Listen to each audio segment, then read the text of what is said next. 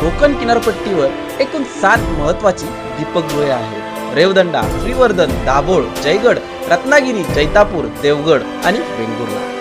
यापैकी देवगडच्या दीपगृहाबद्दल सांगायचे तर या दीपगृहाची उंची 11 मीटर असून गोल चिरेबंदी बांधणीच्या या दीपगृहाचा रंग काळा व सफेद पट्ट्यांचा आहे. शहरापासून दूर देवगड किल्ल्याच्या खाडीमुखावर हे दीपगृह उभारले आहे.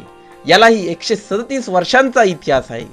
अलीकडेच या दीपगृहावर अत्याधुनिक इलेक्ट्रो ऑप्टिक सेन्सिंग सिस्टीमसह स्टॅटिक रडार उभारली आहे.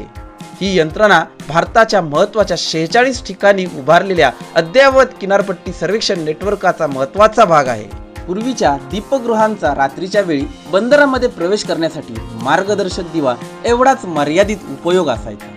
यासाठी त्या काळात बंदराशेजारील एखाद्या उंच डोंगरावर किंवा भूभागावर लाकडे जाळून उजेड केला जायचा. यांत्रिक प्रगतीनंतर हळूहळू समुद्री व्यापार वृद्धीनंतर होऊ लागल्यानंतर दीपगृहाच्या उभारणीला मोठी गती मिळाली. दीपगृहांच्या प्रकाशासाठीचे इंधन म्हणजे सुरुवातीला लाकूड आणि त्यानंतर जळाऊ कोळसा वापरला जात होता.